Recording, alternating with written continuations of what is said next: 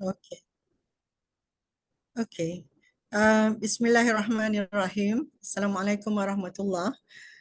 Before we start our session, we will begin with familiarizing ourselves with the Zoom etiquette as shown here on the screen. Yeah. So cameras, we hope you can have your cameras on with the gallery view. No recording or screenshot because we are recording. People from our side will be recording.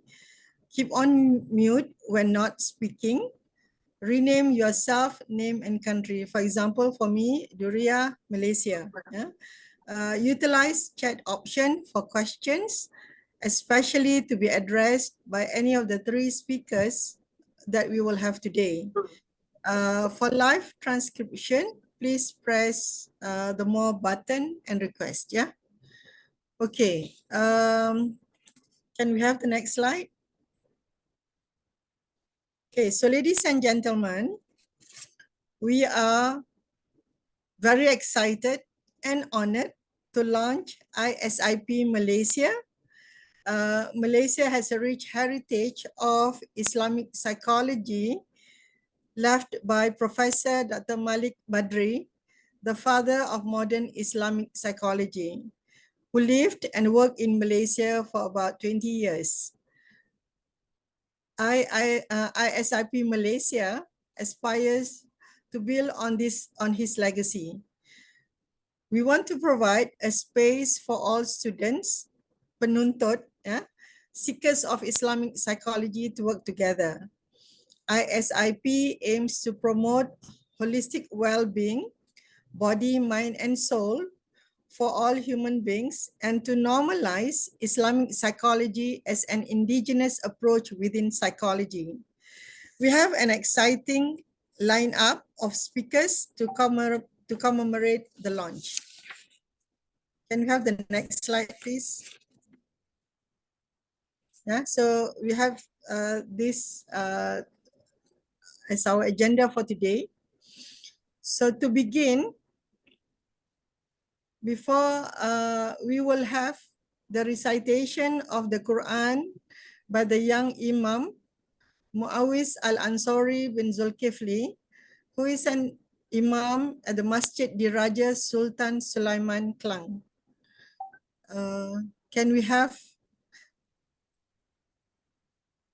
Can I call upon Imam Muawis to recite Surah or Chapter 93, Ad-Duha, or the English version of that will be called Surah the Morning Hours or Morning Bright, or Early Hours, consisting of 11 ayat or verses. And this chapter was revealed in Mecca. And the other surah that we will invite Imam Muawis to recite will be Surah Al-Inshirah, which is chapter 94. It consists of 8 verses and also revealed in Mecca. Dipersilakan, Fadal.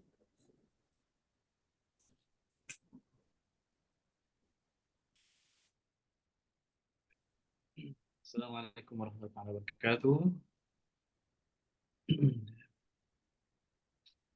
Inshallah, before I begin, I would like to invite everyone to take a moment to listen, to understand, and to reflect on the surah that I will recite shortly. And the chosen surahs are, as mentioned, Surah Ad-Duha and Surah Al-Inshirah. أعوذ بالله من الشيطان الرجيم. بسم الله الرحمن الرحيم. والضحى والليل إذا سجى ما ودعك ربك وما قلى وللآخرة خير لك من الأولى ولسوف يعطيك ربك فترضى ألم يجدك يتيما فآوى ووجدك ضالا فهدى ووجدك عائلا فأغنى فأما اليتيم فلا تقهر وأما السائل فلا تنهر وأما بنعمة ربك فحدث. بسم الله الرحمن الرحيم. ألم نشرح لك صدرك ووضعنا عنك وزرك الذي أنقض ظهرك ورفعنا لك ذكرك فإن مع العسر يسرا إن مع العسر يسرا فإذا فرغت فانصب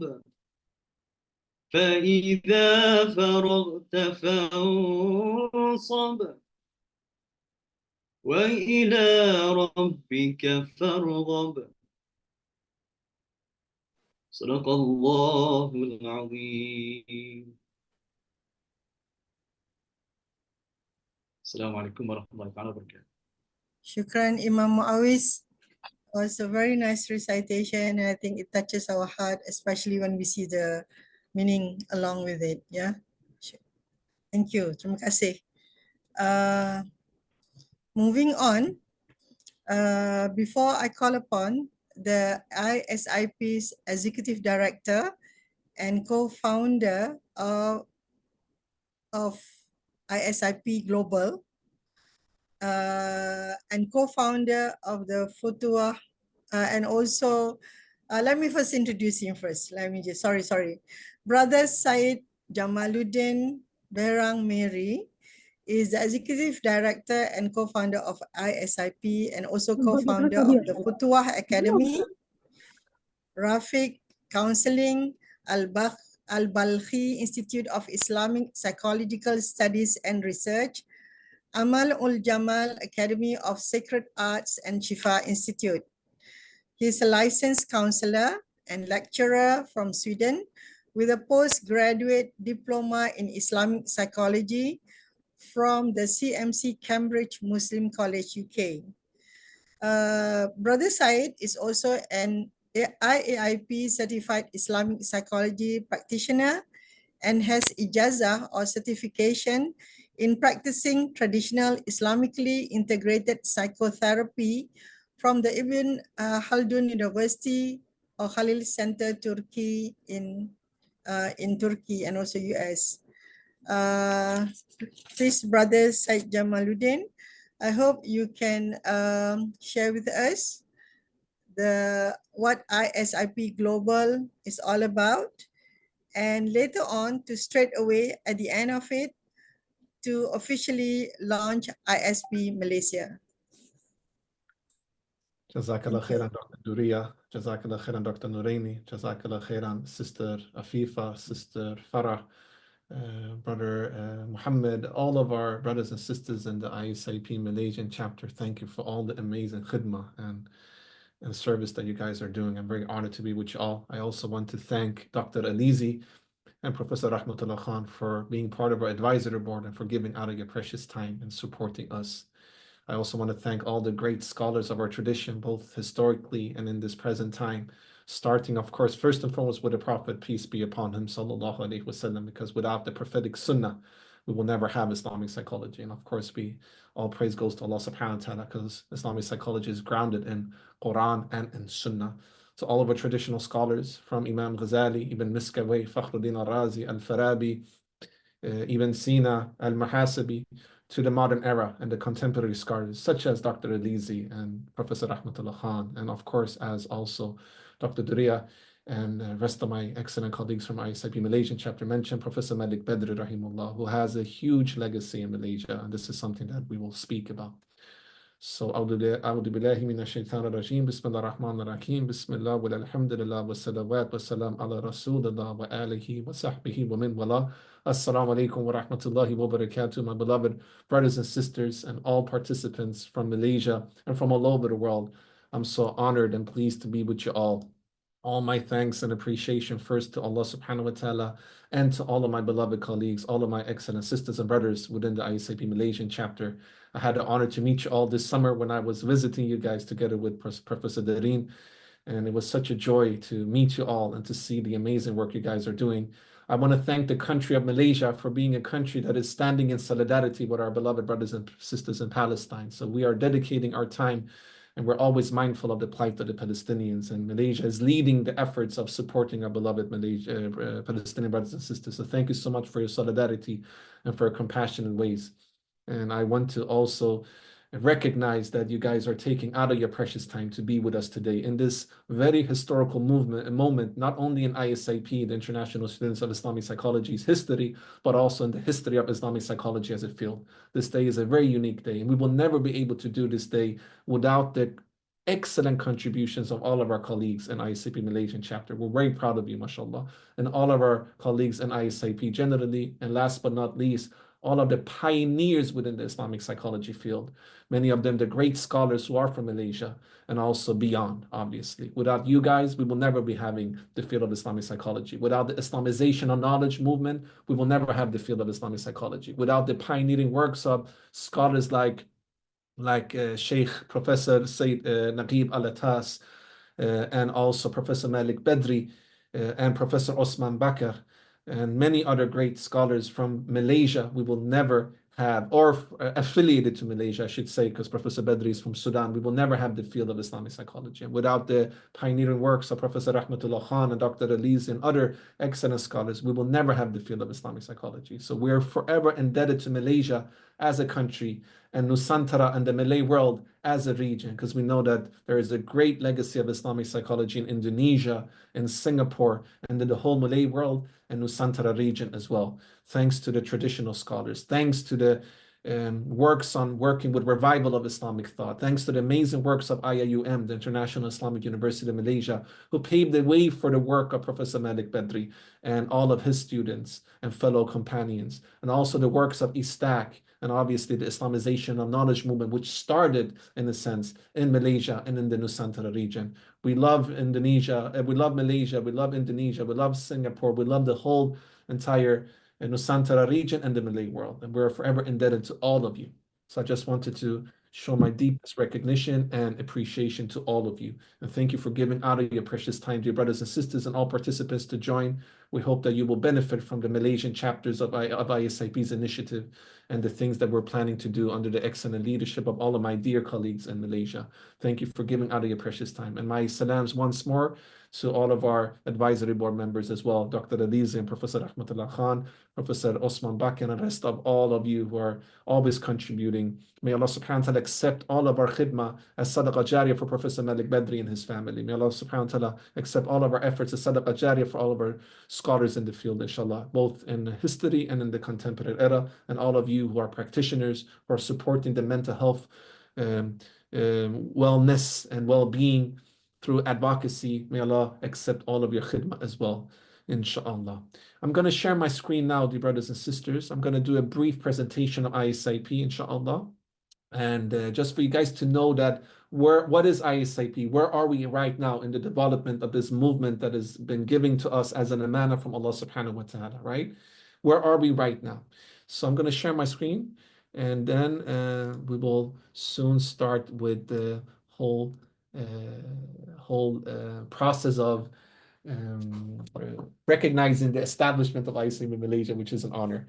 And as I said, Malaysia is one of the leading countries in the field of Islamic psychology, both academically, but also clinically, and also on a grassroots perspective. So we as an international community have a lot to learn from all of you, my beloved brothers and sisters in Malaysia. And I, as your brother, and as your colleague and as part of ISIP and one of the co-founders and executive director, I can tell you guys that I've been traveling a lot throughout the world, but I never seen so many people with so much knowledge that want to develop the field of Islamic psychology the way that I've seen it in your beautiful country in Malaysia. So I've learned so much from all of you and for all the great works that you guys have done in different universities and organizations like ISTAC or Triple IT. And we have so much to benefit as an international community. And I hope that you guys will benefit by being part of ISIP on a global level, where we can learn from each other, access resources from one another, and to really together jointly on both the macro and micro level, normalize the field of Islamic psychology.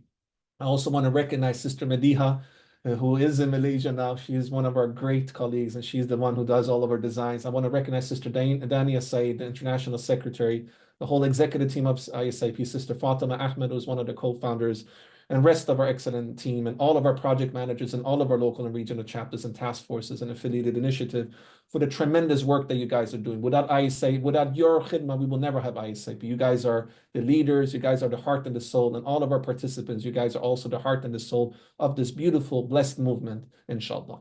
This is the organization chart of ISIP.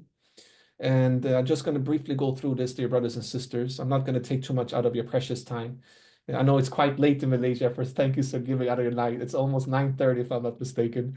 So alhamdulillah rabbil alameen. ISIP started as an idea about 4 years ago, dear brothers and sisters. We were a bunch of brothers and sisters who met during the pandemic. And by the way, brothers and sisters, I remember, and I need to also recognize Dr. Fatima Abdullah, I forgot to mention her name, and the wife of Professor Malik Badri, who has done so much for the field of Islamic psychology. Make dua for her and for her health. She's currently in New Zealand, but she's also one of the pioneers, and we're very indebted to her, and we're honored to have her and the whole of Professor Malik Badri's family as part of ISIP's advisory board. And every year in February, March, we do a celebration of the legacy of Professor Malik Badri. And next year, inshallah, this will be done between ISIP Global and ISIP Malaysian Chapter. And hopefully we will do it physically as well. So ISIP started 4 years ago, dear brothers and sisters, as an idea. I always say, dear excellent brothers and sisters, that the pandemic has been a blessing. And all the trials and tribulations that we go through as Muslims, in a sense, is a blessing after a while, right? Because we see that there is wisdom and hikmah in all the trials and tribulations that we're going through. And one of the biggest trials and tribulation has been the pandemic. You know, the lockdowns, isolation, you were not allowed to go out, right? If you guys remember. But it was a blessing because suddenly you could be a seeker of knowledge like myself or like yourself, living in Malaysia or Sweden where I am, and you could access resources from different countries without traveling to those countries. I remember that summer when the pandemic, I never studied so much as I have done in my whole life. Suddenly all the programs that Triple IT Malaysia was doing or IIUM was doing or organizations in the US or Turkey or UK or South Africa or Nigeria became accessible online. So we were a bunch of brothers and sisters who were joining different conferences, lectures, seminars, webinars, halaqah related to Islamic psychology and Muslim mental health. And we just started some WhatsApp groups just to connect with one another and to share resources and discuss. Wallahi, brothers and sisters, Sister Afifa is my witness. She was part of our first groups, if I'm not mistaken. She's one of our dear colleagues in ISIP Malaysian chapter, and she's doing such an excellent job. We were like, what is this? Suddenly, within 2-3 weeks, there were thousands of sisters and brothers who were joining all over the world. A lot of people from Malaysia and Indonesia and the whole region of Nusantara, right? And we saw this is more than just WhatsApp. This is a movement. We need to do something. Hence, the idea of ISIP, the International Students of Islamic Psychology, came into fruition. All right. Today, we are an international movement, and I'm going to go through it. And I just need to explain to you guys, when we say students, we don't mean that we're not a student association, brothers and sisters. All right. For us, student is a translation from the Arabic word talib. But you cannot justify when you translate from the beautiful language of Arabic, which is so strong and so holistic, and every word has multiple meanings, to English. Essentially, talib means seeker of knowledge. But we call it student because if we call it International Seekers of Knowledge Movement of Islam, it didn't make sense to say seeker. So we call it student, but we're not the student association. In our movement, we have people that are mental health professionals, scholars, PhD student. We have students. We have people that are genuinely interested in Islamic psychology and beyond. So it's a movement for everyone that are invested in reviving Islamic psychology into the contemporary era, breaking the stigma, speaking about mental health, because we know there's a lot of stigma in our communities. And then we believe that one way of breaking the stigma is by normalizing Islamic psychology. And this is for people who are just interested to use this for the communities, to raise their children, etc. So everybody, as long as you're interested in the field of Islamic psychology, is more than welcome to join our movement, all right? And we don't only work with psychology, we work beyond psychology today as well. So I'm going to briefly explain this. All right, Bismillah Rahman Rahim. So our international board, your excellent brothers and sisters, is registered in Canada. Why? Is because one of the co-founders, besides myself, Sister Fatima Ahmed, she lives in Toronto, Canada.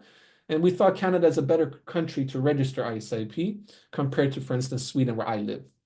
We have an executive team, about 10 to 12 people that are working with having all of the high-level directives and the bird's eye view of the whole entire movement.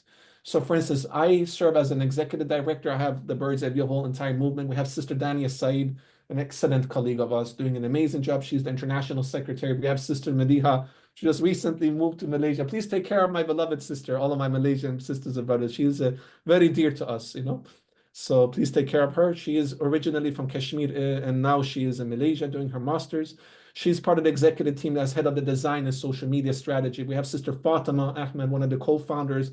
She's head of communication. We have Sister Aisha Ahmed, communication manager. Brother Abdulaziz, project implementation manager. Sister Quratul Ain, who is also working with project implementation. Sister Sana works with health, etc. We have the high-level directories. We serve the whole movement, all right?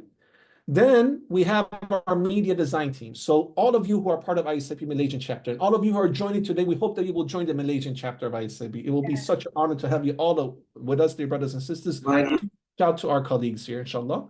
Essentially, the media design team is for you at your service to do all your marketing materials, all of your pamphlets or roll-ups or brochures or posters, etc. And also they work to support you with a social media strategy. And this is under the excellent management of Sister Medea, who is now Malaysian as well, right? So you guys can utilize her directly in the Malaysian chapter as well, inshallah. Then we have our project manager support group.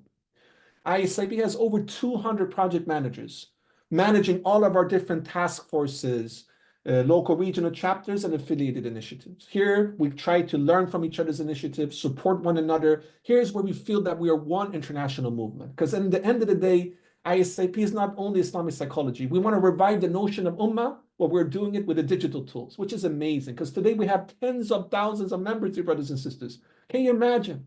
We have tens of thousands of members from all over the world. And actually, when we were counting the nationalities that we are representing, we have over 90 nationalities and countries within our movement. This is amazing. And this is really to use digital tools to build and revive ummah in the way that we're doing today.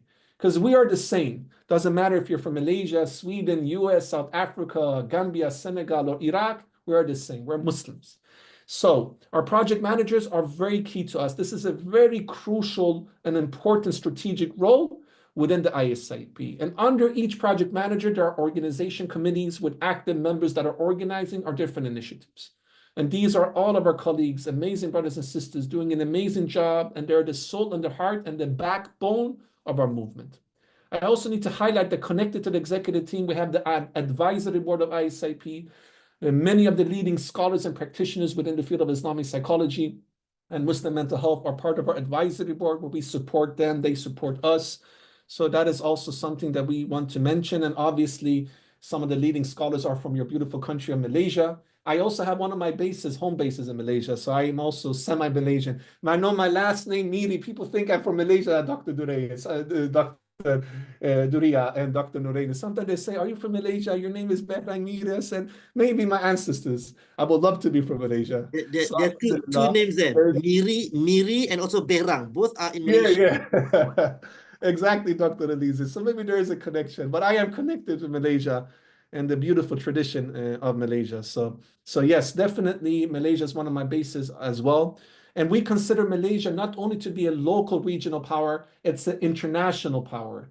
One of the international centers of Islamic psychology is in Malaysia, Indonesia, and the whole region of Nusantara. We have highlighted 5-6 strategic regions. One is Malaysia, Indonesia, and the whole Nusantara region. One is Turkey. One is Qatar and the Middle East. One is, and of course, Pakistan, India. We have South Africa. We have the UK, North America. So these are strategic regions, right? We actually divide ISIP's initiative, dear excellent brothers and sisters, into 3 categories. And I'm going to briefly speak about these 3 categories. The first category of ISIP initiative is ISIP global initiatives, all right? These are initiatives that are conducted in English, and they're open to all of our global audience and members and participants.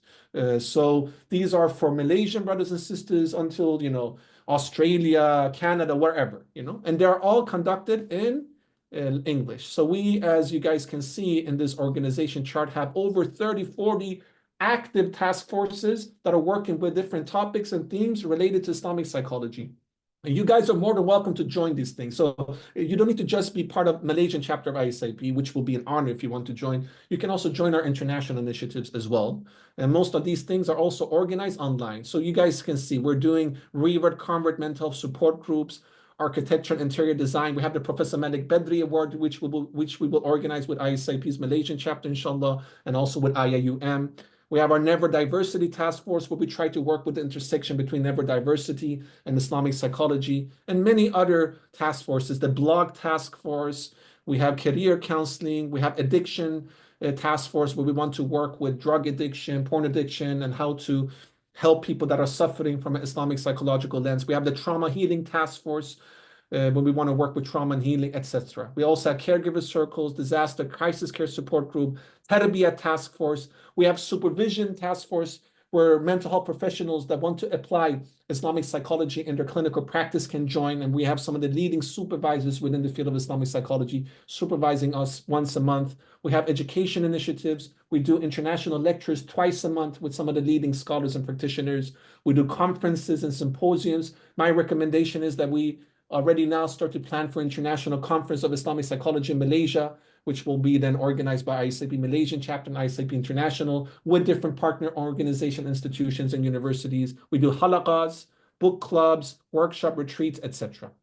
The second category of ISIP initiatives are directly related to Malaysia and to the beautiful work that all of my excellent colleagues and all of you are doing in the Malaysian chapter of ISIP. And that's our local and regional chapter. Dear brothers and sisters, I'm happy to announce that we have over 30 local and regional chapters of ISIP all over the world. This is amazing. So you guys are part of a beautiful movement with colleagues all over the world. All of our local and regional chapters, they have their own project managers, active organization committee members. They all have their own resource sharing groups on WhatsApp and social media handles. They have a lot of different sub-task forces where they're doing different activities. And my colleagues at ISIP Malaysia will announce which projects they're going to focus on, inshallah. Dr. Norainee will announce that as our project manager of the Malaysian chapter of ISIP. We do also a lot of education initiatives in our local and regional chapters in their local language, if possible, because we want to also provide resources and make it accessible in different languages. So currently ISIP is doing initiatives in over 10 different languages. We would love to do more things in Malay, in Bahasa, and other languages as well. Currently, we're doing things in Arabic, English, Turkish, Urdu, Farsi, Malayalam, Spanish, French, German, Bahasa, Indonesian, and the list goes on. And I would love to do more things in Malay language as well, inshallah. They have peer-to-peer support group, lectures, halaqas, book clubs, research initiatives, you name it. These are some of our chapters. I'm not going to go through all of them, dear brothers and sisters. Just want you guys to see the international dimension and that all of this that we're doing in ISIP is at your service, dear brothers and sisters in Malaysia. This is yours. This is Malaysia. This is ISIP Malaysia as well. So that you guys know that we're integrated and we're one.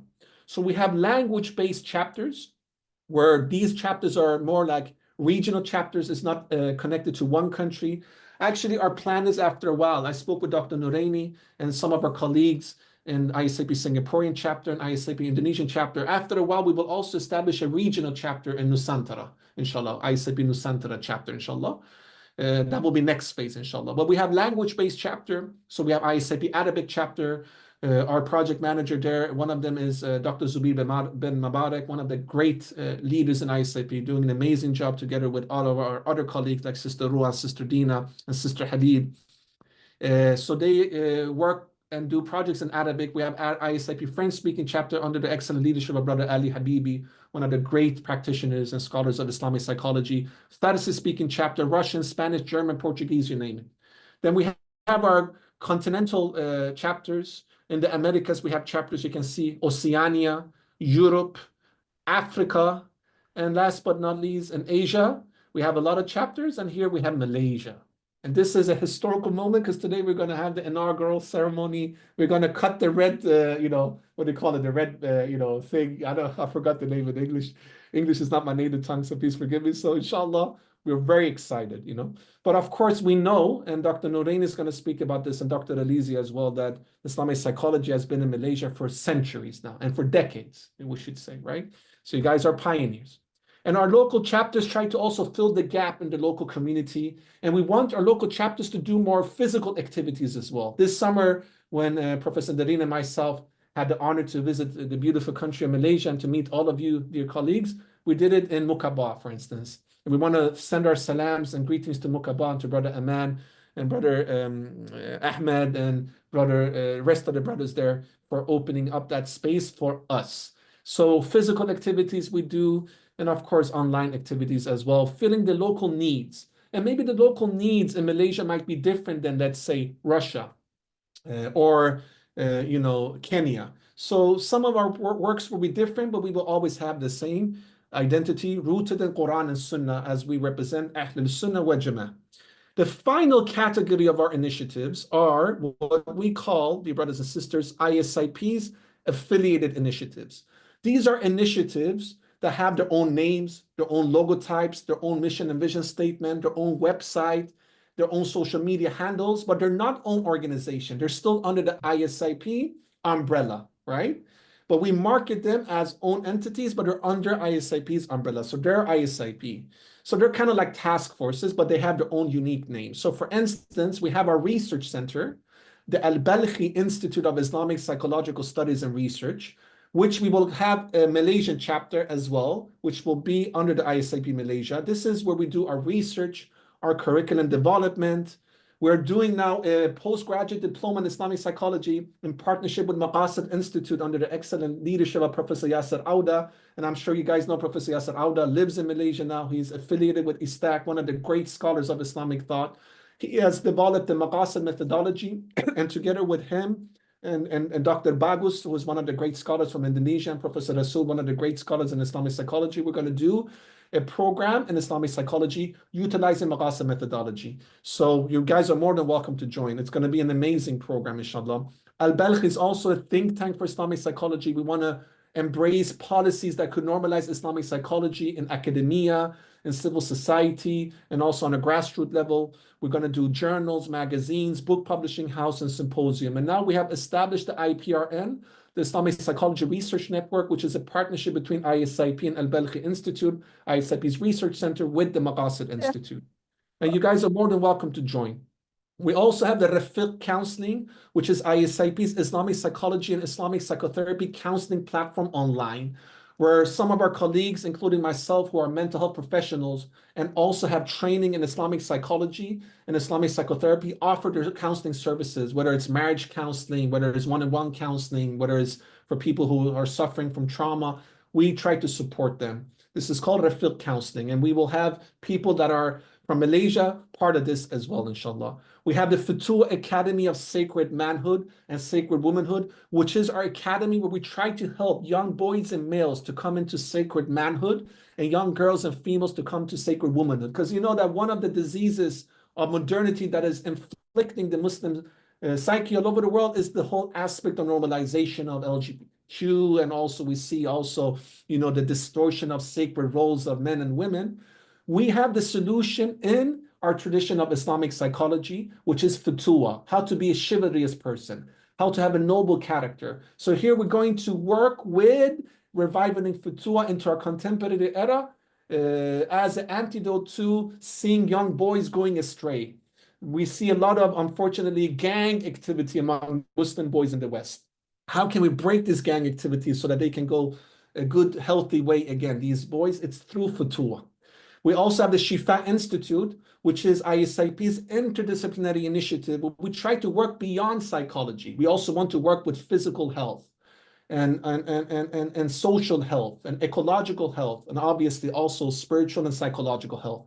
Reviving the holistic health approach that we used to utilize in the Darul Shifas, the House of Healing, which was the traditional hospitals in the Muslim world, through the Shifa Institute. And I'm happy to announce that all of our physical spaces in the future, through our local and regional chapters in ISIP, we will call them Darul Shifa. So ISIP's headquarters in different parts of the world will be called Darul Shifa, to revive the tradition of houses of healing, because it's about healing. It's not about just becoming healthy. You need to see healing as a holistic process that comes from the healer, which is Allah, which is Al-Shafi.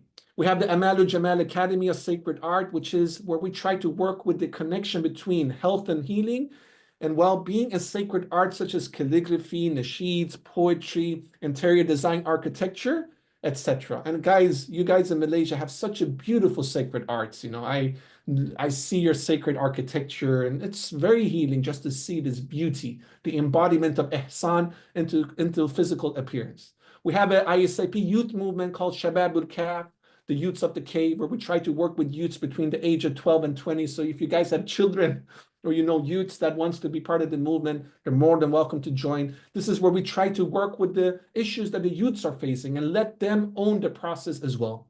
And last but not least, we have the Ibn Masud initiative, which is an initiative organized for, by, and with Muslims with different disabilities and special needs, focusing on their mental health and well-being. So brothers and sisters, I'm going to conclude my presentation briefly so that you guys know what to expect when it comes to ISIP. All of our resources, all of this initiative, whether it's the global initiative, other local and regional chapters, and our affiliated initiatives are under your service, inshallah. This is yours. And I always say, ISIP is not mine. It's not Falan's. ISIP is yours, and ISIP is an amana from Allah subhanahu wa ta'ala. So we are a movement. Everybody is equally important, and we are very grassroots oriented. If you have an idea, we always say, Bismillah, do it. And we try our best to do it collectively. So this is a collective effort. This is a grassroots movement. We want to change paradigms. We want to normalize. We want to connect hearts through murabata. And we are really excited of this movement feature of our movement and organization. So this is at your service. ISIP is your movement, your organization, and you, all of you brothers and sisters, are equally important. Without you, we will not have this movement. So all of our resources international is at your service. We're one movement, and we have so much to learn from all of you brothers and sisters from Malaysia. I'm looking forward to come to Malaysia to support all of you. And last but not least, we know for sure that in this day and age, where we're divided into different nations, that this type of thing can integrate all of our nation into the notion of ummah again. Nothing wrong to be from different countries. Nothing wrong to have different cultures. Nothing wrong to have different nationality. This is the beauty of the diversity of Allah, because Allah created us in different tribes. But we are united in Quran and Sunnah and Tawheed through the Islamic psychology and the lens of Ahl al-Sunnah wa Jama'ah. And there, Malaysia has such an important role to play. So thank you so much for listening. I want to congratulate all of you on this historical moment where we are now formally announcing the establishment of ISIP Malaysian chapter. And I'm looking forward to see the development under all of your participation and excellent leadership. And many of these things will be established in Malaysia. So Al-Balkhi Institute will be in Malaysia. Rafiq Counseling will be in Malaysia. Futu Academy will be in Malaysia. And many of our initiatives connected to everything from drug addiction. I know Dr. Norainee is going to do an amazing work with that, and also with the things that has to do with tarbiyah and research. So whatever ideas you have, reach out to our colleagues, and we will, inshallah, initiate it. Thank you, my beloved brothers and sisters from ISIP Malaysia, for the amazing work you guys are doing. Thank you to our advisory board members. Once more, thank you for giving out of your precious time. I was actually quite... not quite, that's the wrong word. I'm so humbled to be with you guys, and I'm so honored to be with you guys. And to be in Malaysia for 1 month and see the amazing work that has been done traditionally until today with things from the students of Sayyid Naqib al-Attas, to the students of Professor Malik Badri, to the students of Professor Osman Bakir, to the students of Dr. Alizi, to Professor Rahmatullah Khan, and all these amazing scholars, Dr. Fatima Dullah, and obviously my amazing colleagues. Is truly an honor. So let's now do the official, Dr. Norainee, let me just, I need to bring the manuscript that you wrote to me, because I need to say to the, do we have a drum, or how should we do it? Bismillah from you will be good. All right, inshallah. So without any further ado, I will announce now, Bismillah ar-Rahman ar-Rahim, by the sake and the grace of Allah subhanahu wa ta'ala, we ask Allah subhanahu wa ta'ala for guidance and always continue guidance. We ask Allah subhanahu wa ta'ala for tawfiq. Without Allah subhanahu wa ta'ala and His Prophet sallallahu alaihi wasallam, we will never be here. I will, with the shukr of Allah, I want to declare and announce that ISIP Malaysia is now officially launched and opened. Bismillah ar-Rahman ar-Rahim.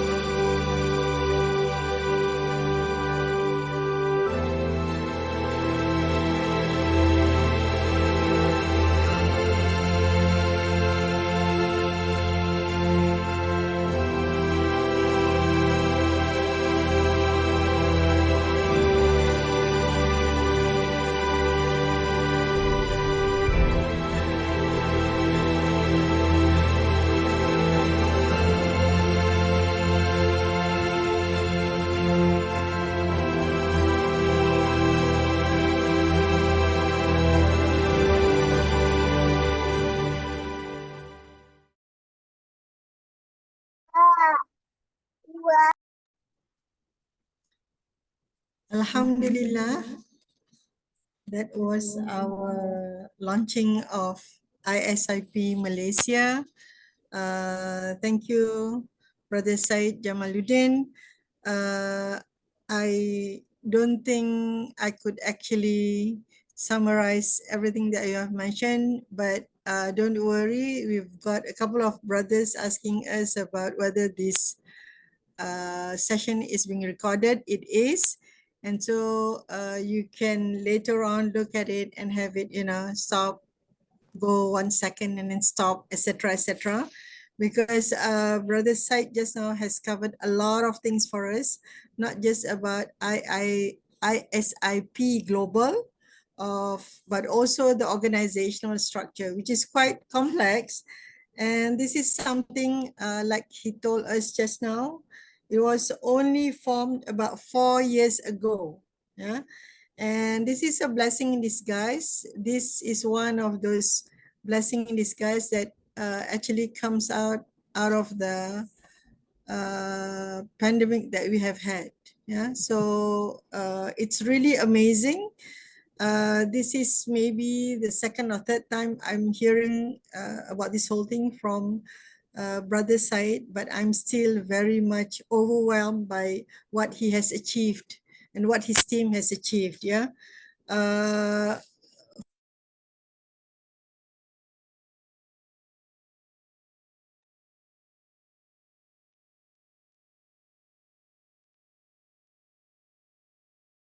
Muted.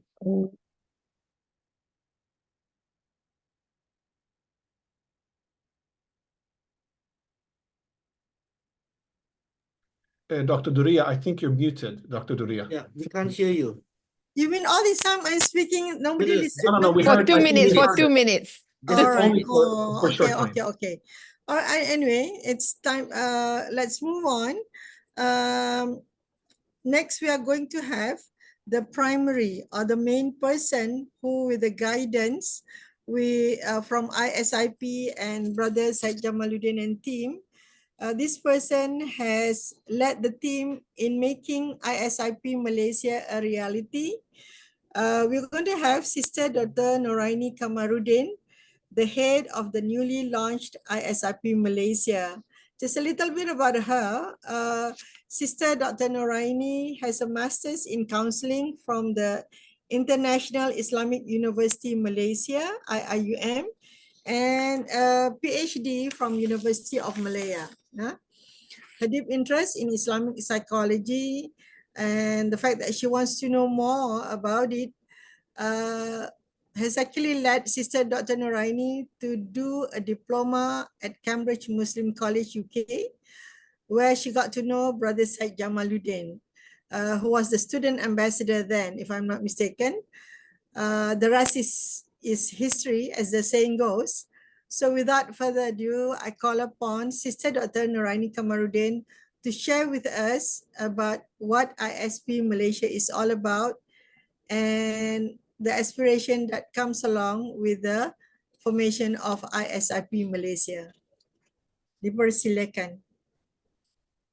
Thank you very much, Dr. Durriyah and Brother Seyed. Assalamualaikum warahmatullahi wabarakatuh to everyone who have come on board. I think we've got about 60 people listening to us. So mashallah, that is a great number. So I will start with Bismillahirrahmanirrahim. Rabbi shrah li sadri wa yassir li amri wahlul 'uqdatan min lisani yafqahu qawli. So I will talk about Islamic psychology with ISP Malaysia Chapter. So we have to begin with history. Like what Dr. Durriyah mentioned earlier and what Brother Seyed mentioned, it all began with in the contemporary world, okay? In the contemporary world, it began with the father of Islamic psychology, which is Professor Malik Badri. And without doubt, I think everybody acknowledges he is the father of modern Islamic psychology. But what many people might not realize is that he worked and lived with his family in Malaysia for many years, 20 to 30 years here. So when he died here in Malaysia, we have lost a great treasure of knowledge. But this is a legacy that we have to pick up. We have to continue. We cannot let it go, or we let other country take it up. It is our amanah, the Malaysian people, to pick up the baton and carry forward to the finishing line. So because of that, when Brother Seyed suggested that ISIP Malaysia be revived again, when I look at the vision and the mission statement of ISIP, it really is aligned with what Professor Malik Badri's aspirations are. And what is his aspiration? His aspiration is to make Islamic psychology a normalized psychology, which is the preferred choice of Muslims all over the world, and in particular in Malaysia, since we're talking about Malaysia. So to do that, we are in the very natural position to pick up the baton. As you can see, we've got the mission statement here. ISIP Malaysia will provide inclusive space to connect people with diverse backgrounds. We disseminate knowledge, share resources, and the most important is the third part, which is to see Islamic psychology practice in the diverse community, public and private sectors in Malaysia. Next, please. So in line with this, we are very fortunate to have as advisors Professor Dr. Rahmatullah Khan, who was a younger contemporary or colleague of Professor Malik Badri. And we've also chosen Professor Dr. Alizi Alias, who was a former student of Professor Malik Badri. So these two people are very closely related, or they were influenced greatly by the aspirations of Professor Malik. So we hope they will guide us to reach the target that we want, which is to finally have Islamic psychology normalized in Malaysia and inshallah, the world beyond, inshallah. Next. So this is our committee. I am Dr. Norainee Kamaruddin. I'm a freelance counselor. I am assisted by my deputy head, which is Professor Dr. Durriyah from University Malaya. Next. Oh, I must say, we too are the oldest. The rest are all young, energetic professionals. Alhamdulillah. So I have a secretary, which is Islamic psychologist, Dr. Nur Afifah, vice secretary, counselor, Nur Farhana, and treasurer Farah Azlin, a clinical psychologist, and a publicity man, Muhammad Nasrullah, who is a PhD student. Next. Okay, that's my core executive members. What are we wanting to do? Okay, so we are using the mission statements to, what do you call this? To propel activities that are related. So you have one, space to connect, a bridge. Number two, disseminate knowledge. And third is the IP community. So let's start with number one. We are a bridge to a diverse group of people who practices Islamic psychology. So we intend to do a dialogue session, and we hope to do 3 times in this year, 24 to 25 dialogue session, to bring all the diverse practitioners. When I say this, it's not strictly Islamic psychology, but more practitioners of ilmu nafs. So we have a variety of people, okay? So you would have what is normal, which is commonly known, the counselors and the clinical psychologists, but you will also have the spiritual, psycho-spiritual people who would use ru'ya, who would use Sufi practices, ayat Quran. So we need all of us to sit down and look at each other as members of a fraternity. We're not in competition. We are not, far from it, enemies. So we need to sit down and be colleagues. What is the purpose for me? This dialogue session is actually to identify what is IP in Malaysia. Because if we intend Islamic psychology to be normalized, it has to be identified. And so I hope with this dialogue session, getting input from all the practitioners, we will come up with an idea that is satisfactory so that we can bring it forward, legalize it, or part of the big psychology association, so that we will come to a stage where it can be normalized and a preferred choice, a legitimate, accepted choice for Muslims and others, inshallah. So that's a big, tall order, but we will have to begin. So that's number one. Number two, to disseminate knowledge, disseminate knowledge, share resources. So I'm glad to say all my young team, they are all very technologically savvy. So we are in WhatsApp group, we are in Facebook, we're in Instagram. This way we reach a lot of people, alhamdulillah. But at the same time, we have what we call Islamic psychology talks. Now, these talks are very, very important, and we have 2.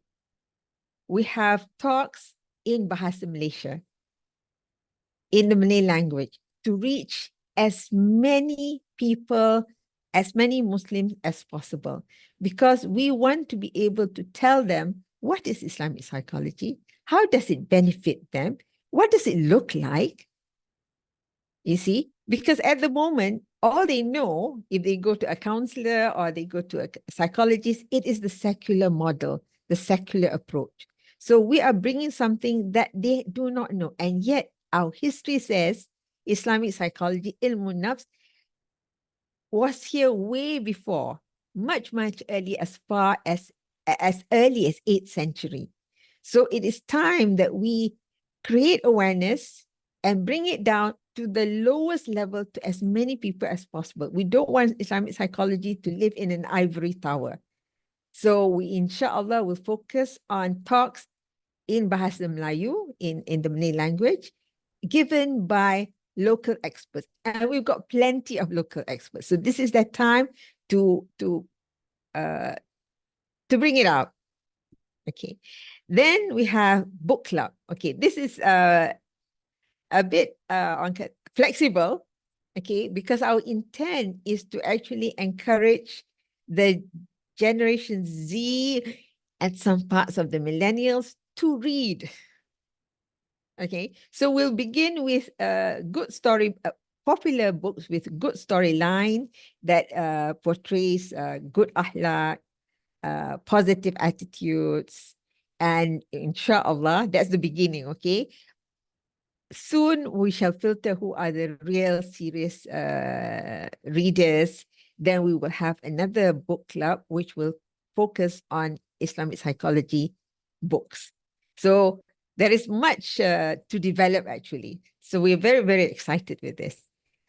And finally, IP in Malaysia. This is what the English would say, the result is in the pudding. Okay, how can Islamic psychology address local issues? This is very important. The rest could be very theoretical, chit chat, long conversation, debates and whatnot. But the most important is, how does it work? Does it work? Okay, so this is why I put a great stress to do a 1-year project, which I call special project, and we've chosen addiction. I think no one in this meeting here would argue about how addiction is a menace to Malays, Muslims, and Malaysians. So addiction, we are looking at it broadly. We're looking at 3 types. What is normal is the substance abuse. We all know addiction as substance abuse, drugs, cigarettes, and so on. But we are also looking at something which is quite new, which is gadget abuse and social media dependency. Most people would not realize it, but the habit actually tick the criteria of addiction. And another type of addiction, which we find very sinister and which we have to control, that is pornography. Pornography is creeping into all levels of our society. So we've chosen this addiction as a project, and we want to see how Islamic values can mitigate, manage, and inshallah finally resolve the issues. So what we're doing, how we're going to do it is we're going to have working together with local institutions, local universities who are already doing research. So what we do is we try to take this research, because most universities' research are in silos. Okay, so ISIP, going back to the first mission statement, a bridge to connect. So we want to be the platform by which we tell a story of the types of research that are being done using Islamic values to help in addiction, to resolve the problems of addiction. So I am very, very excited, and I hope all of you will join us in all these activities, because we can't do it alone, okay? Next. Okay, these are the people who will be the leaders in all the activities. So Islamic Psychology Talks will be headed by Psychology Officer Puan Roslina Abdul Rahman. Dialogue session will be conducted by Clinical Psychologist Dr. Nazira. The book club will be conducted by author and translator Puan Auni Baharin. Social media will be managed by Dr. Nur Afifa, who is a clinical Islamic psychologist. Next. And for special project, we've already identified 3 people. Psychology Officer Nur Atrisha for substance abuse. She lives in Sarawak. And Farah Azlin, a clinical psychologist, she's going to look into how, unfortunately, gadgets have been misused. Media use is now, people are very dependent on them. Okay. And then finally, psychiatrist Dr. Khadija Hassana will be looking in the topic of pornography. Next. Okay, so we have drawn out a tentative program for 6 months. As you can see, WhatsApp group is ongoing all the time. The book club is monthly. And then the rest are alternate months. So you've got local talks, you've got dialogue with practitioners, you've got special projects. They are monthly. And if you can see in March, we have reduced our activity because that is the month of Ramadan. And we'll pick it up again the next month. So inshallah, I hope all of you, like I said earlier, I'm very excited. I hope all of you will join my excitement and come participate with us, because what is very, very important, like I said, we need to see IP alive in the society, alive in ourselves and alive in the community. But before that, we need to know what is it. Okay, so these are the activities that inshallah will create awareness and understanding. So again, it's a modest step, but it is the first step that we have to take to reach the ultimate goal, which is to make Islamic psychology and indigenous psychology, which is the preferred treatment for the Muslims in Malaysia and beyond, inshallah. Next. Okay, this is just to show you that we've had previous events. Alhamdulillah, with Professor Sulaiman Darren, when he came a few months ago. And then just last month, we did a book talk, live talk with Cik Razi, inshallah. Alhamdulillah. Next. Okay, so please connect with us. We've got ISP Malaysia WhatsApp group. We've got the ISP Foundation. You can go find it on the internet. And then we've got YouTube channel, we've got Facebook, and we've got Instagram. So again, I am very happy that Islamic ISIP Malaysia is launched, and we have a great plan. We've got great programs ahead. Please join us. Please, help us to create this awareness about Islamic psychology in yourself and in the society. So thank you very much. Assalamualaikum warahmatullahi wabarakatuh. Thank you very much, Sister Dr. Norainee, for sharing with us the excellent aspirations of ISIP Malaysia, with the blessings of Allah Subhanahu wa Ta'ala and the support by ISIP members and the guide given by Brother Seyed and his team at ISIP Global. Inshallah, we can carry out our plan successfully. Ladies and gentlemen, do not worry if you did not manage to capture the information to contact us, because we shall actually send to all of you a post-session email with the above information and a feedback form. That will be done by our brother Nasrullah. Okay, so the final speaker of the day is Dr. Alizi Alias, a freelance consultant psychologist, and of course, as mentioned by Sister Norainee, by Sister Dr. Norainee, that he's also one of the advisors for ISIP Malaysia. He will be speaking on past, present, and future Islamic psychology in Malaysia. But just a short introduction about him. Dr. Alizi Alias was a student of Prof. Malik Badri at the International Islamic University, Malaysia, when he was pursuing his Bachelor of Islamic Revealed Knowledge and Heritage, and he was greatly influenced by Prof. Malik Badri. Dr. Alizi's Masters of Applied Psychology is from University of Surrey, while PhD was in Industrial and Organizational Psychology from University Kebangsaan Malaysia.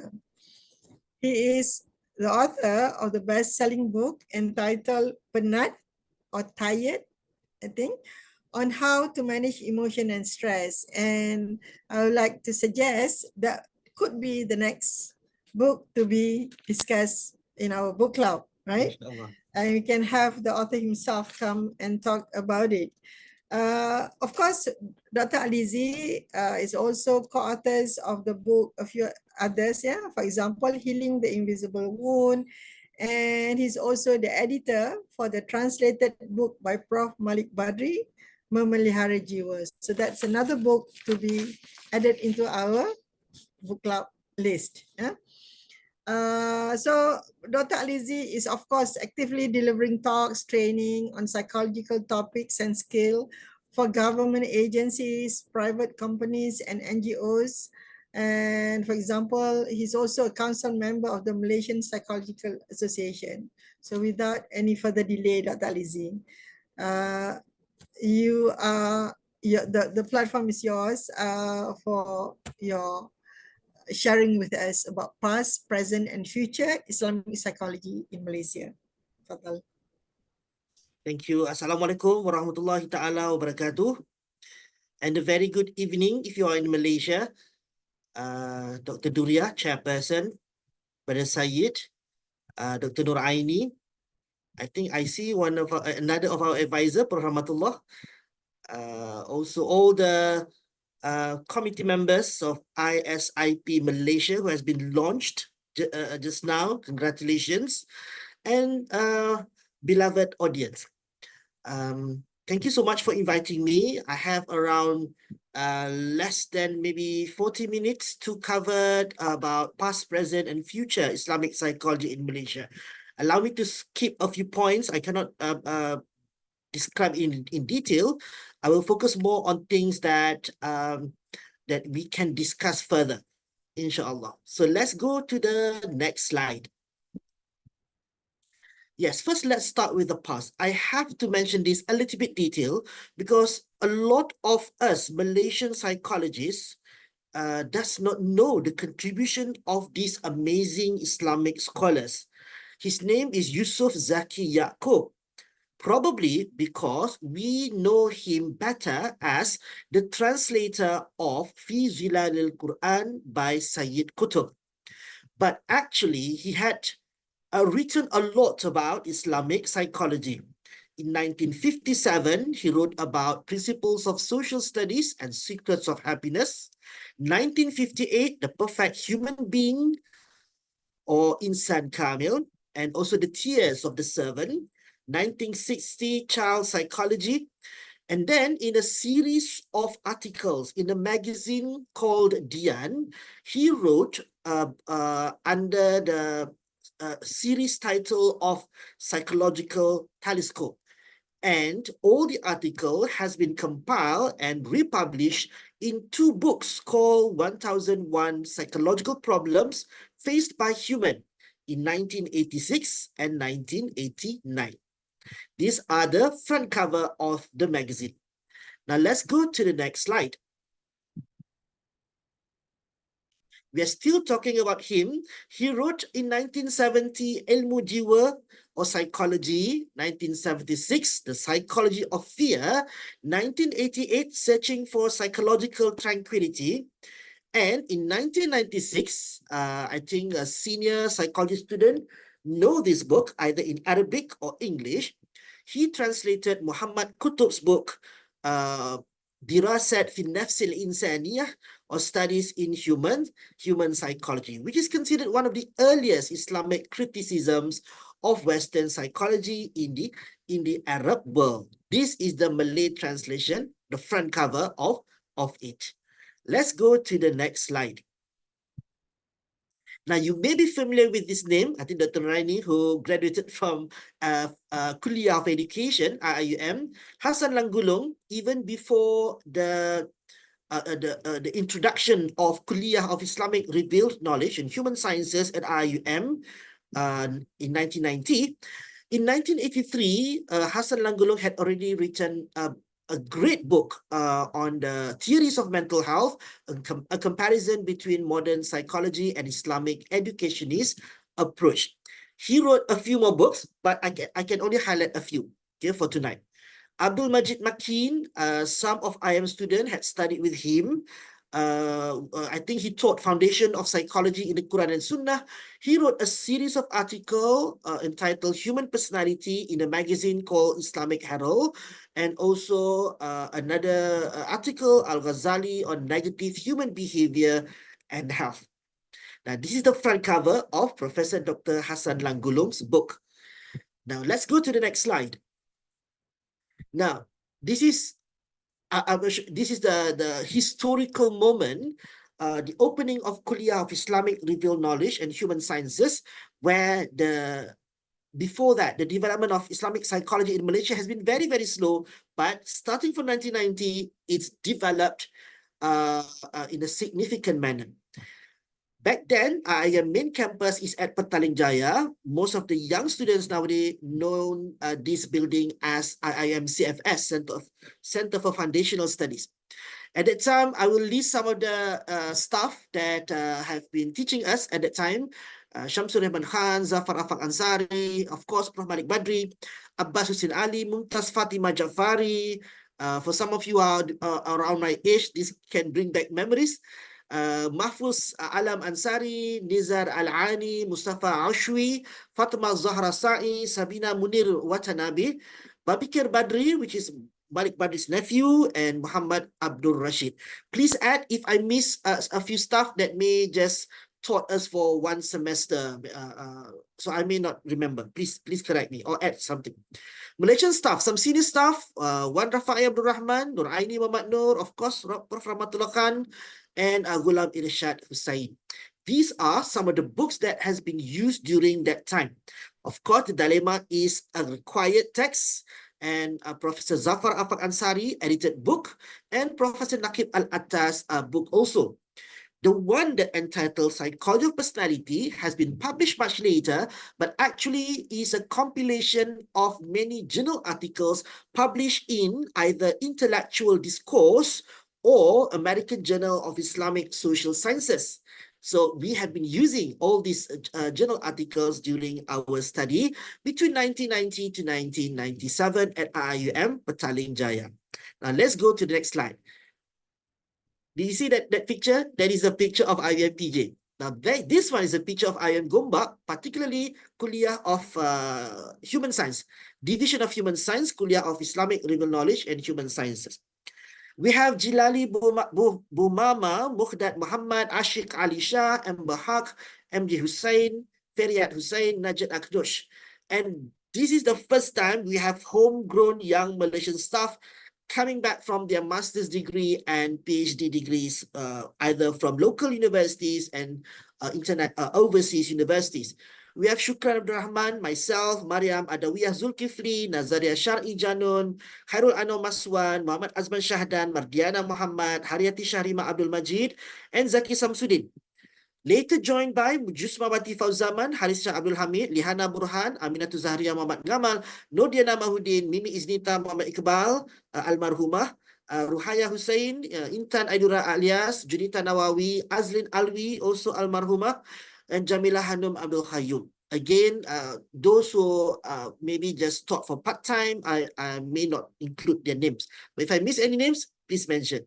Now, these are the 4 books that was written by some of our students or staff. You have Ahmad Muhammad Rabah there, Major Personality of Quran, Mahfuz.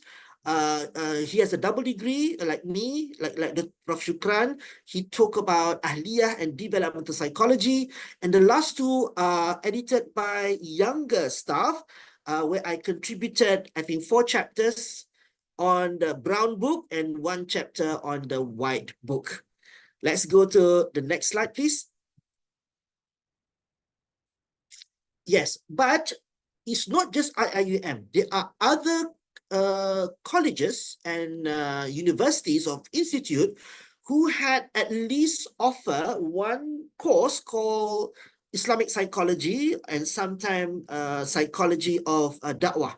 So these are the names. Yeah, these are the names. But I want to highlight a few names which I think is relevant. UTM, quite early, they offer a course called Islamic Psychology.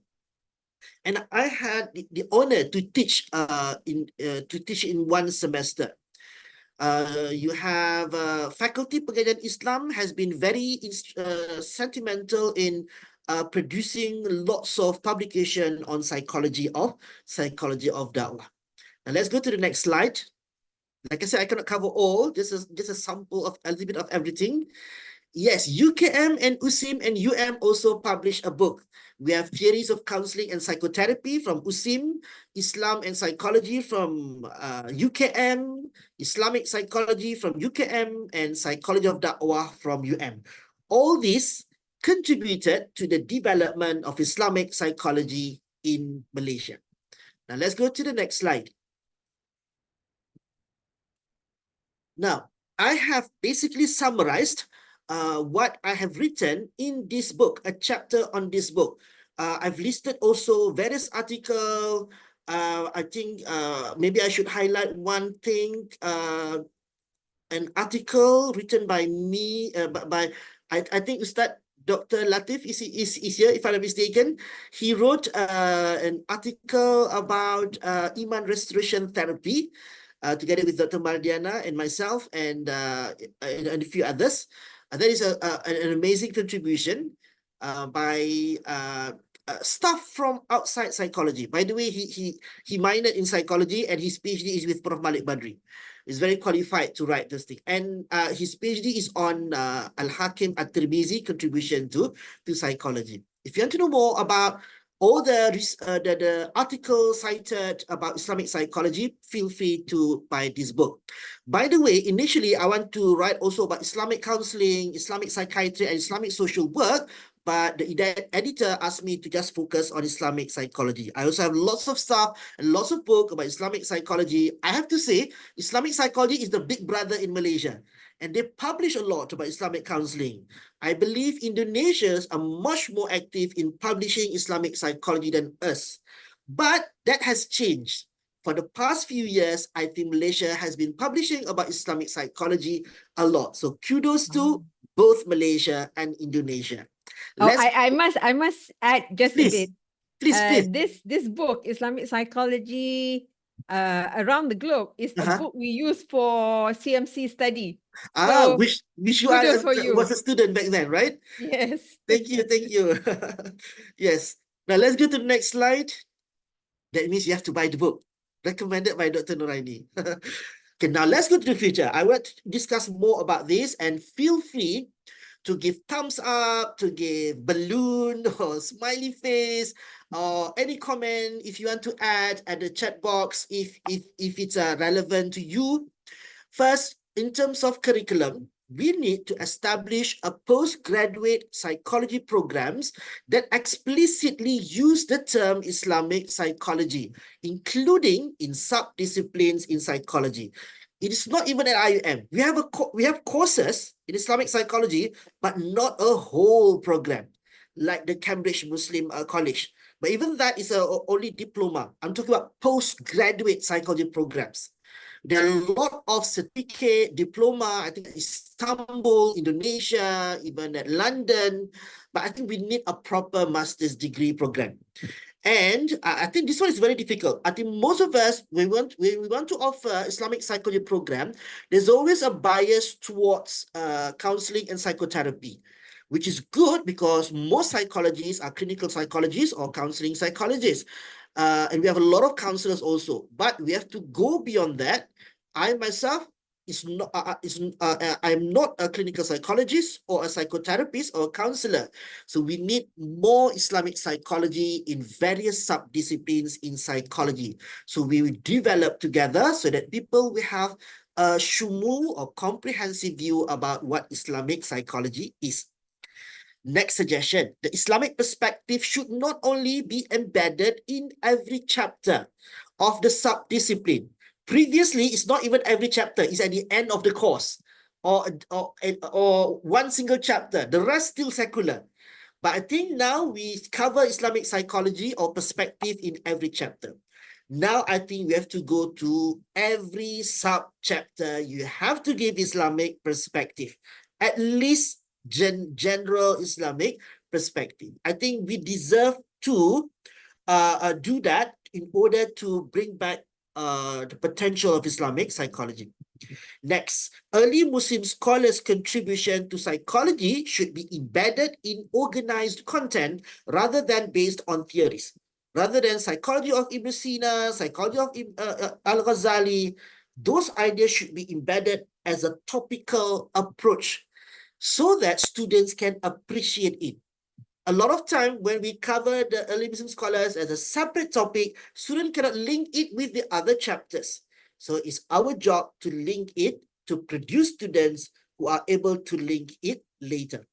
Next, a shift from discussing or criticizing grand theories in secular psychology to criticizing mid-level and micro-level theories in secular psychology.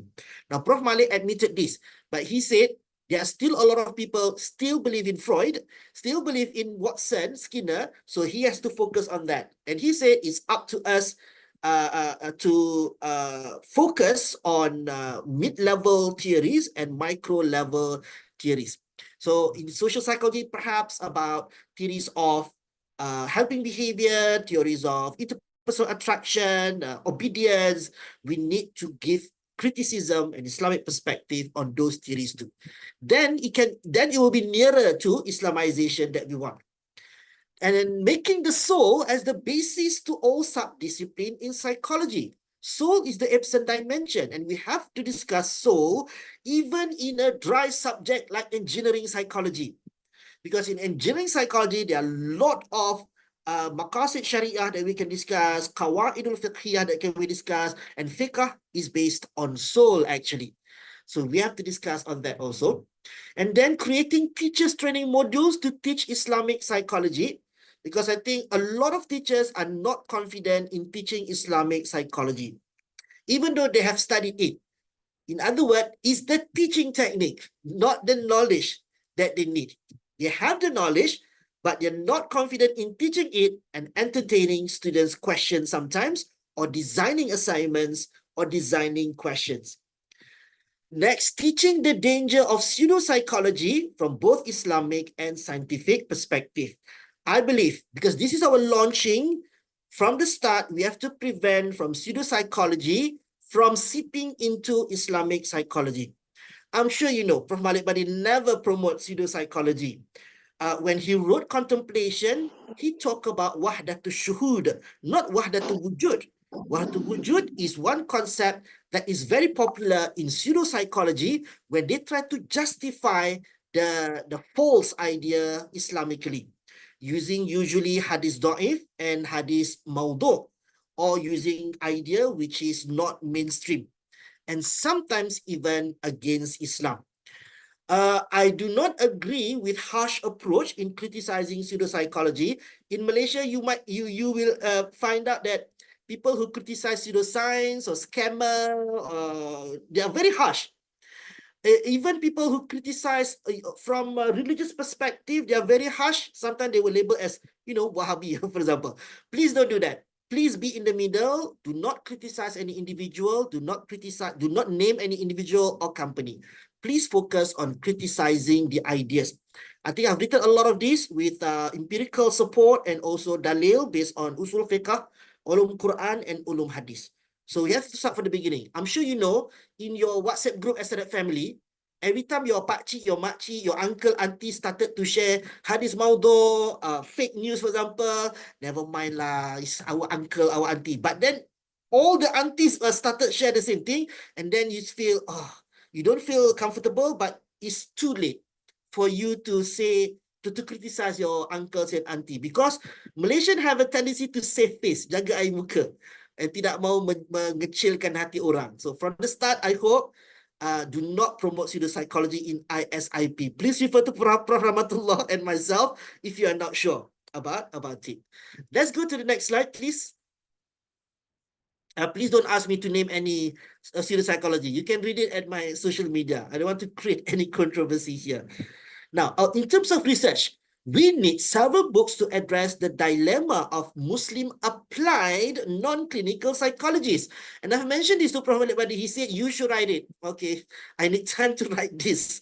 Because we have been writing the dilemma of counselors or clinical psychologists, psychiatrists.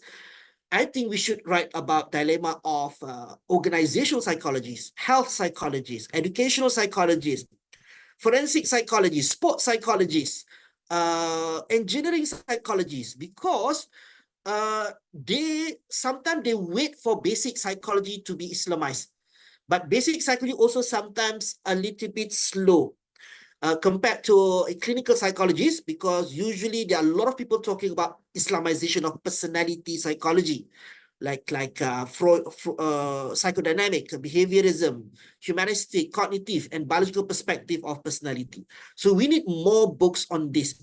That's why I like when Dr. Norainee said, for ISIP, although I know you know psychologists are very strict, the title psychology should be very exclusive, just like the title of counselors. But in terms of the ilm of Islamic psychology, it is open to all. We want to treat it as if this is, Dr. Norainee said, the 8th century, the 9th century, where everybody pulled together the knowledge from different subdisciplines to produce ilm nafs al-Islami at that time. Next, creating more testable Islamic model using empirical research. We have been writing a lot about theoretical aspect. We need a testable Islamic model. This also, you have listened to Prof. Malik Badri. He always said we need operational terms when talking about Islamic terms, concrete, researchable terms. If not, Western psychology will not look at us at all. We should aim that Islamic perspective of psychology will be on par and be mentioned in the textbook together with psychodynamic, behaviorism, humanistic, cognitive, and biological perspective. That is the short-term aim. And the idealistic aim that it will become the mainstream. So let's start with on par and then the ideal mainstream. Next, we can translate to English Islamic psychology books from Arabic, Urdu, Malaysian, Indonesian, Turkish languages, etc. Especially Indonesian. They are very brilliant in Islamic psychology. Writing, I know there are a few Indonesians here, so maybe we can translate it into English. Okay. Writing a comprehensive pedagogical based textbook in psychology and its various subdisciplines. We still don't have it. The book sometimes look very high up, like a book for assignment, book for master's level, book for reference, but not like a good student-friendly textbook. Next, developing valid measures on various psychological variables that consider spiritual elements. This is again a problem in Malaysia. I think if you watch TikTok, Instagram, a lot of people promoting non-valid personality tests and intelligence tests, and people believe in it. So it's our job to criticize those tests and either adapt Western tests to make it Islamic or localize, indigenize, or start from scratch. I know a few psychologists have done that. But remember, one PhD thesis is not enough for you to promote it commercially. It takes years for Big 5 personality tests to be accepted, to be practiced in the field. So it's not as easy as one PhD thesis or conference paper. It has to be tested, replicated in different sample, different culture, different countries, so that it becomes valid. Next, developing theories or intervention which are culturally sensitive for different Muslim countries. For this, Prof. Malik Badri said there are two types of Islamization, at-ta'sil and at-tawtin. At-ta'sil means going back to the original that is universal for all countries all over the world, and at-tawtin, which is literally indigenization or localization, that suits to Southeast Asian countries, Indian subcontinent countries, East Asian countries, Middle Eastern countries, Muslims living in the West. They need different theories and different interventions because they are influenced by different biopsychosocial spiritual factors. Next, incorporate principles in usulul fiqh, usulul tafsir, and usulul hadith in research methods, statistics, and psychometric textbook. I've been talking about this in front of Asatizah, and they appreciate it a lot. Oh, now we understand why psychology can be very Islamic. We should also use psychology. We should also conduct experiment and survey and correlation research in Usuluddin, in Sharia studies, in Quran and Sunnah studies. Now, we psychologists or a related field should study usul al-fiqh, usul al-tafsir, and usul al-hadith, so that you, when you Islamize psychology, you will ensure that your interpretation is not against the general Islamic perspective. It's not as easy as copy and paste hadith, yeah? That one can be done. That one, remember Prof. Malik said, that is Muslim psychologists who are halfway out of the lizard hole, reconciliation stage. Whatever the Western says, give dalil, that's it, Islamize. No, it has to be criticized. You can even find dalil supporting different sect, Qadariyah, Jabariyah, for example, because Al-Quran is very comprehensive. It touched upon very briefly here and there. That's why you need to study usul ulumul Quran in order for you to interpret the Quran and also interpret the world, especially human behavior. So it's not as easy as tafsir. It's not as easy as copying and pasting any dalil, right? Because you'll find dalil that seemingly contradictory. This is where these three usul comes in handy. Now let's go to the next slide. Is that all? Yeah. Who can help? Now I want to invite you, or please share with others that you know that has been trying to Islamize their own field to join us to help us Islamize psychology. If you know anybody specializing in biology or neuroscience, please add it. If you know anything else apart from biology and neuroscience, ask them to work together with biological psychologists to Islamize biological psychology. People from cognitive science can help Islamize cognitive psychology. People from human development, these are overlap, they are not the same. They are overlap. People always ask me, can cognitive scientists become a psychologist? I said only if you do 15 prerequisite subjects and then do masters in cognitive psychology, then you can become cognitive psychologist. Okay, because you have to study all aspects of psychology to be called a psychologist. That's why we are strict. That's why Malaysian Psychology Association, their criteria is very strict.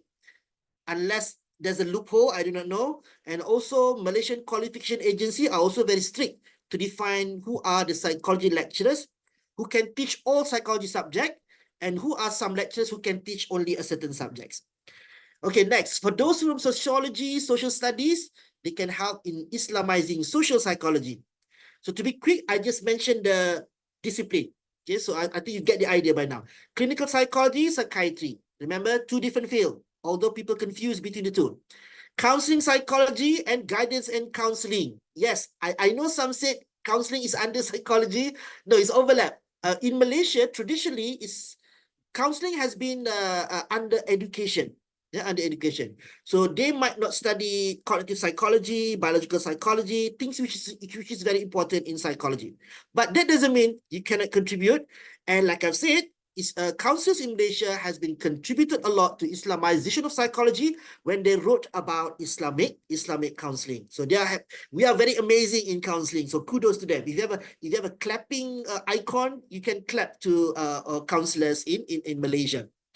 And don't forget social work. Our younger brother, they're also very good now. I think some of them are doing Islamization also. My area, IO psychology, we need people from human resource, organizational behavior, and occupational safety and health. Health psychology, we need people from medicine, allied health, and nutrition. Educational psychology, we need people from education. Now, this is another unique thing about Malaysia. Masters in education, Dr. Norainee, correct me if I'm wrong, but I was told by an educational psychologist, masters in educational psychology open their study to non-psychology graduate. Now, we psychologists are worried, should they call themselves psychologists? But the professor in educational psychology said, no, we make it very clear, we are not producing educational psychologists, we are producing educationists who specialize in educational psychology. And that to me is very ethical and professional. But I think I saw Sister Arifah, my ex-student, she has a bachelor degree in psychology and MED in education psychology. Now she can be called an educational psychologist. Same thing, sports psychologists, master's degree in Malaysia are open to all discipline. So they are not sports psychologists, but they are sports scientists specializing in sports psychologists.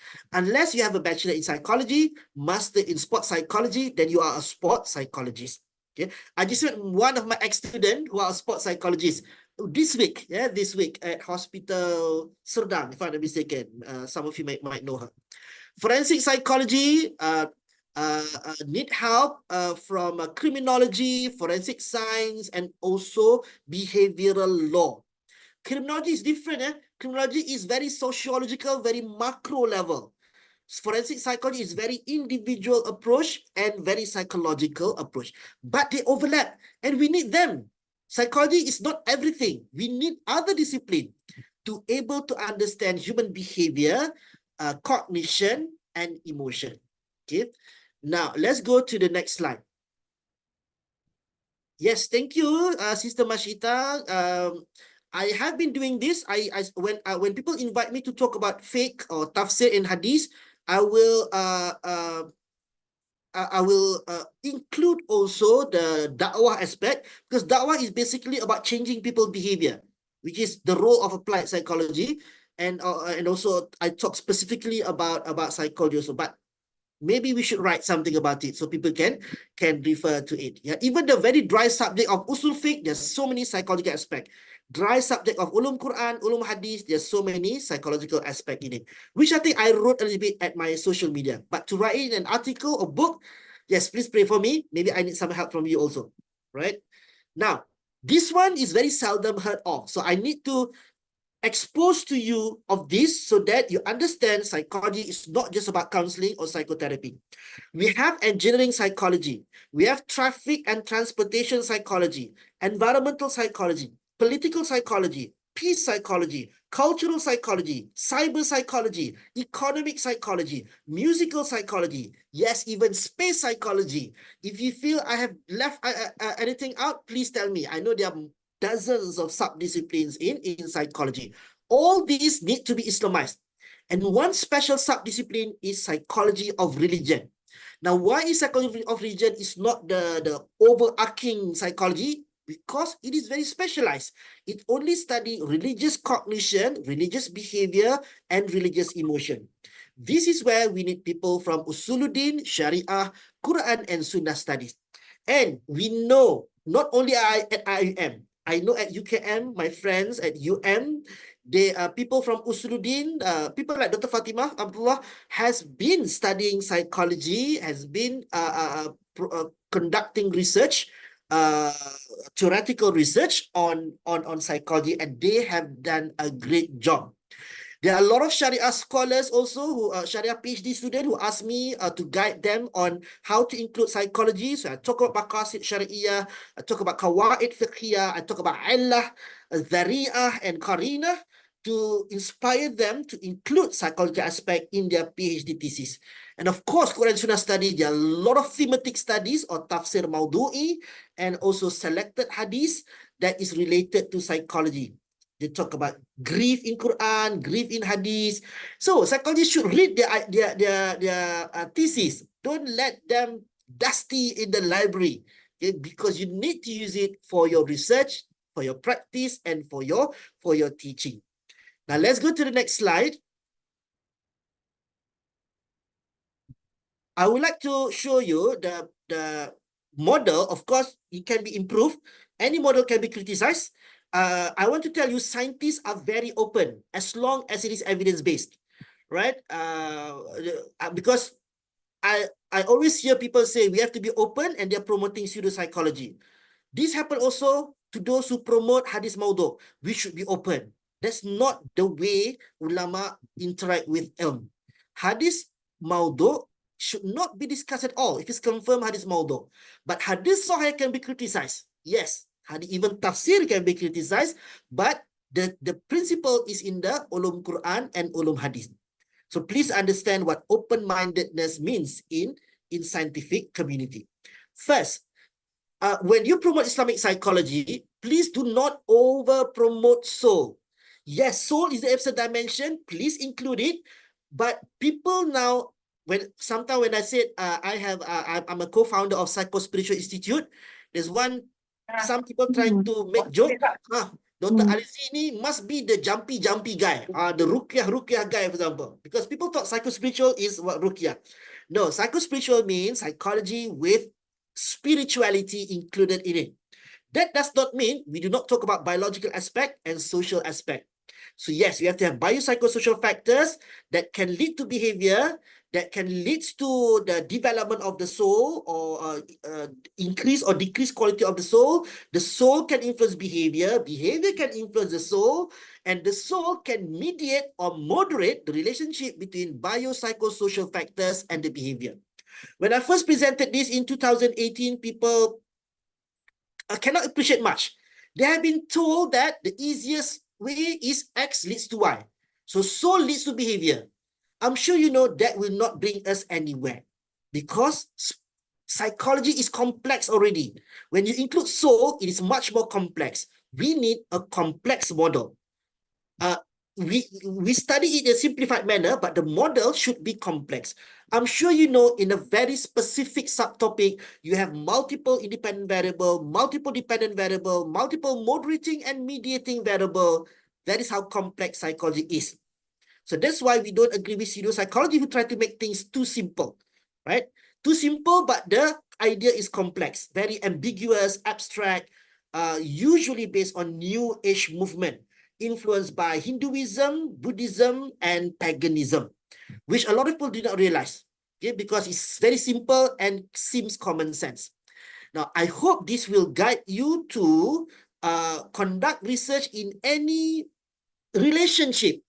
So if we do all this together, different research topic, it will lead to a strong theories in any issues or topic in Islamic psychology.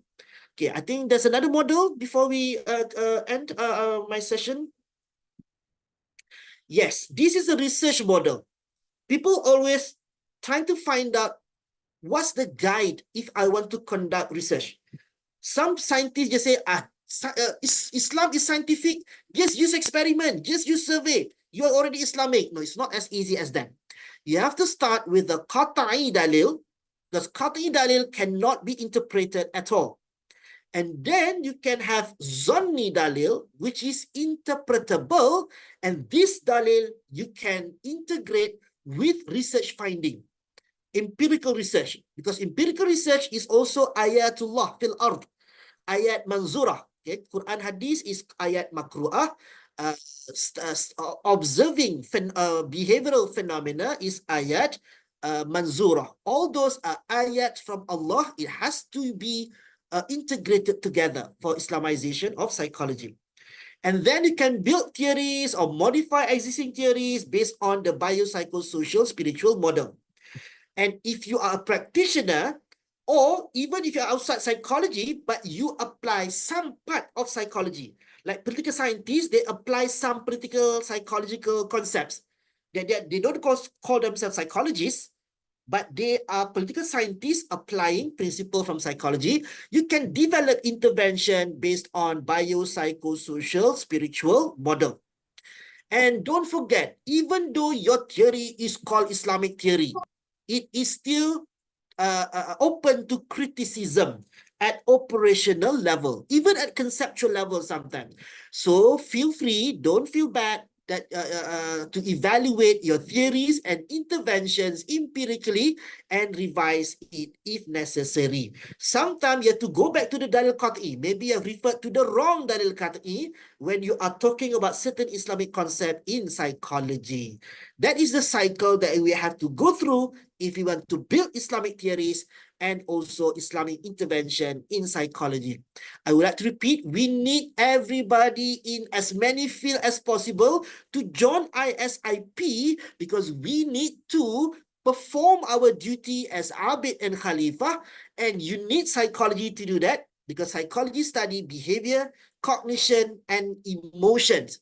If you want to change their behavior, cognition, and emotion towards the better, or Islamically, you need some principles in psychology, and because you are expert in your own field that overlap with psychology, you can help us a lot. We don't have many psychologists, but we have many experts in many fields that can contribute to Islamic psychology. What else do we have in the next slide?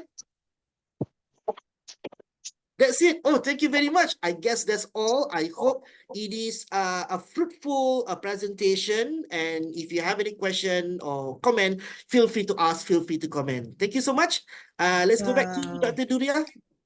Thank you, Shukran, Dr. Alizi. That was really a lot of information. I think Dr. Norainee, your first meeting with your committee, with your team, will be just to go through the different suggestions and given to us tonight by Brother Seyed Jamaluddin and also by Dr. Alizi.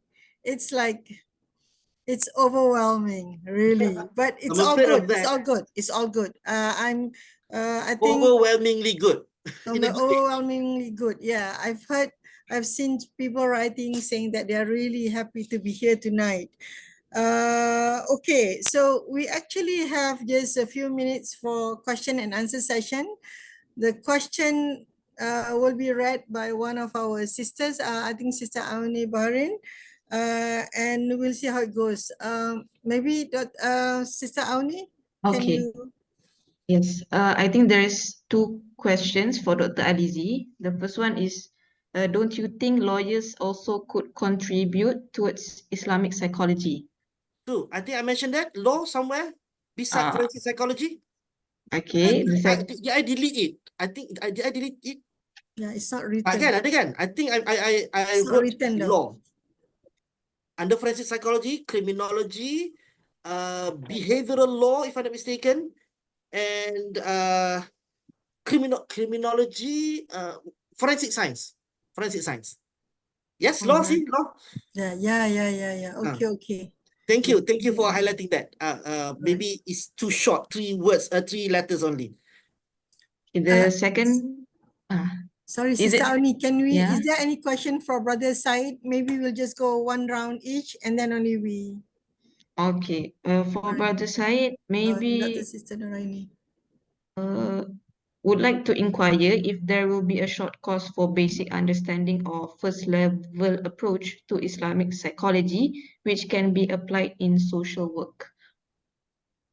Bismillah ar-Rahman ar-Rahim. First and foremost, thank you for the amazing presentation, Dr. Alizi. It's very, very thorough and very inspirational to both connect to the history of Islamic psychology in Malaysia and also for the contemporary challenges and which research we need. And we will be honored to be part of this under your excellent leadership, Dr. Alizi.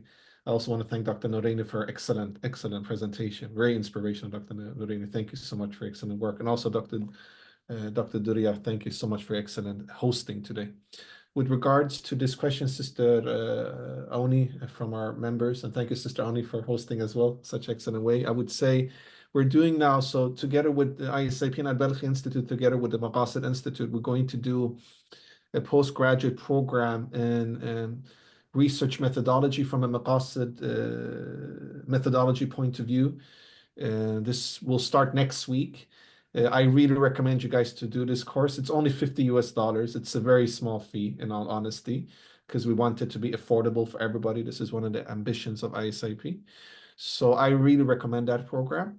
It will help you to understand psychology from a Maqasidi point of view.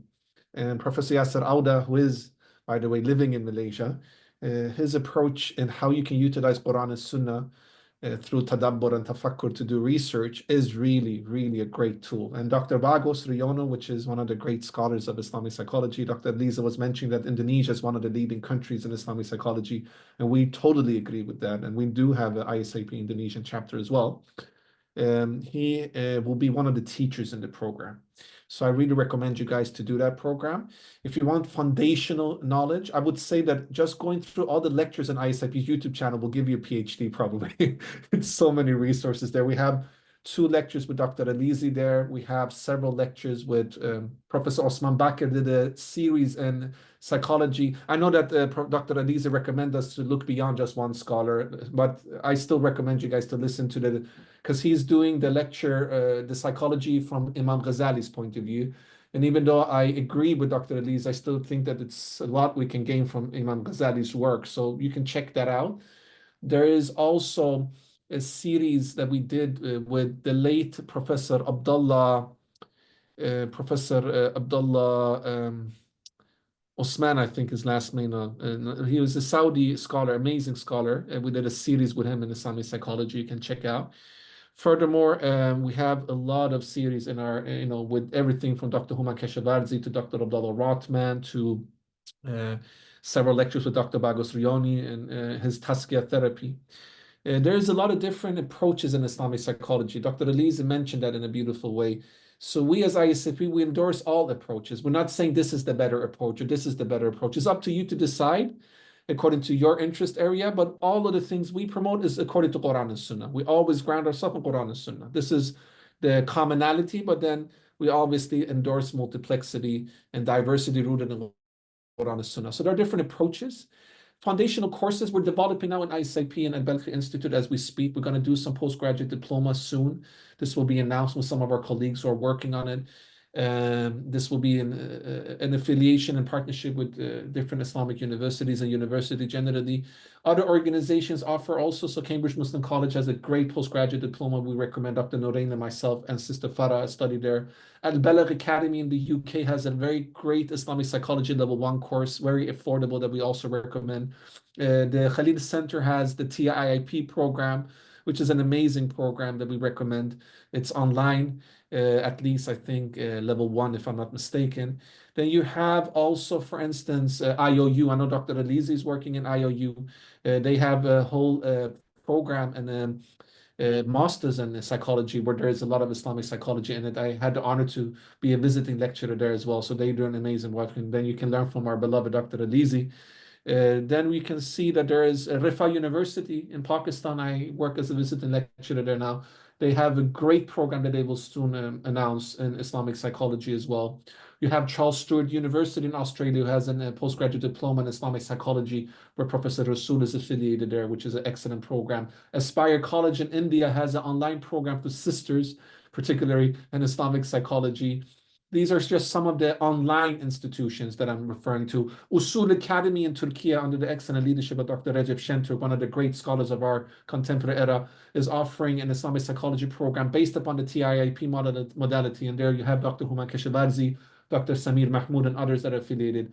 I mentioned CMC with Dr. Rotman, and Professor Malik Badri actually developed the whole curriculum of the CMC program. So if you want to taste a little bit of Professor Badri's approach, you can study there. Obviously, ISIP is partnering now with both IAUM, the International Islamic University in Malaysia, and ISTAC. So we will do more programs, both online and offline, hopefully in the near future. I know that in the Russian language, there's some, so there is a lot of programs, but for the English language, these are what I would recommend. Some of them are very foundational, very basic, like the Al-Balagh Academy one. That is a good introduction to do the level 1 there. And then obviously the others are also amazing places. If you want to know more about programs, go to ISIP's website at www.isip.foundation.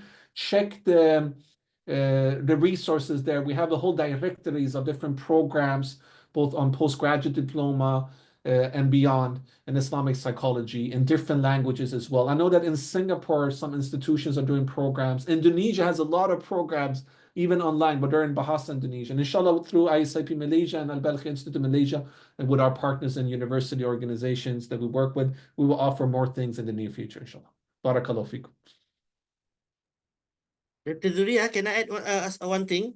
I've just came back from London after recording 40 hours of Islamic psychology lecture. It's not launched yet, so after launching, I will give the information to ISIP to be included in the website. This is by Beacon Institute and Gift Foundation under Sheikh Fahim. So we are hoping to offer this Islamic psychology program pre-recorded with live lecture, inshallah, maybe next year. So please pray for us.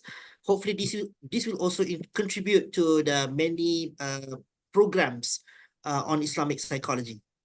MashaAllah. We will announce that, inshallah, both ISIP Malaysia and international. I forgot to say also, Dr. Alizi, there is the Tazkiyah therapy program that Dr. Bagos is offering as well, which is a great program. And Dr. Alizi, we would love to endorse your program. That's amazing. So inshallah, we will work with you on that, inshallah. What an honor. Amazing, amazing. Do you want to entertain the other question for Dr. Siti Norainee? Just a quick one, because we are already at 11:03. What do you think, Dr. Norainee? Is there any question for Dr. Norainee? I think there is one. Oh, quickly. okay, quickly. how can we support the chapter's workforce? Are there volunteer opportunities for That's this nice. chapter? Yes, inshallah, we will be sending a post It takes email. 5 seconds to skip the video and also 5 seconds to save a Okay. After this, we'll be sending an email, and in the email, we'll be giving contact numbers and links. And inshallah, there is they call it a Google feedback form. In there, we'll be asking, would you want to just be an observer? Are you interested in more activism, like joining task force? So from there, we will then filter who is interested in what. So those who are interested, we will point them in the right direction, inshallah. So there is an opportunity, inshallah. Okay, so much information. We will try to tease it out from the recording and maybe put it as, mini posters or something in our website. I mean, we have something in Malay, we call it Masa Mencemburui Kita. That's like time is envious of us. Yes, Brother Seyed. You Just want to still have mention, something to say? I just shared the link to the 5 series program that we did with Professor Osman Bakr. It's an amazing program, and we did it 2 years ago in partnership with ISTAC and Triple IT and IAUM. So that 5 series will give you a lot of introduction and understanding Islamic psychology as well. So just shared it in the Zoom chat for you guys. I think we have to tease out all this information and make it into mini posters or something. So we started out with the ISIP Global, asking us encouraging enlightening minds and empowering souls. And we have Dr. Norainee talking about ISIP Malaysia as a bridge to connect.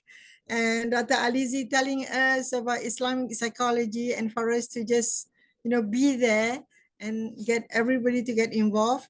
Actually, my background is neuroscience. So Dr. Norainee managed to get me in the group. Since it's already 11:05, yeah, Dr. Norainee, so I think we'd have to end our session. We will have the recording online. I think we will just close the event by reciting Doa Kafarah and Surah Al-Asr.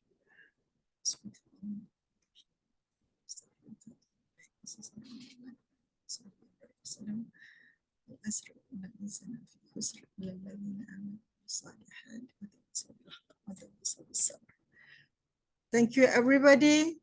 Alhamdulillah, our majlis, our event has gone well, and inshallah, we will try to do as much as we can, and that every effort that we have put in, our time and effort, will be considered as our ibadah to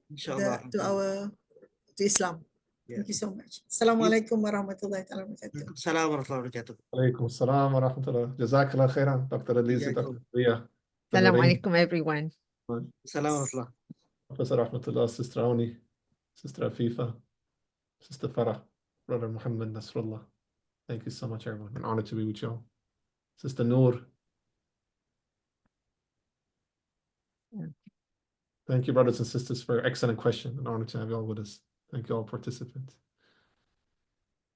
We'll see you tomorrow, Seyed. Yeah, we'll see each other tomorrow. Inshallah. Looking forward to it. Always honor. Amazing venue. Alhamdulillah. Alhamdulillah. Enjoy. This was amazing. Thank you for your amazing work, Dr. Norainee. Okay then. Okay. Assalamualaikum. Assalamualaikum.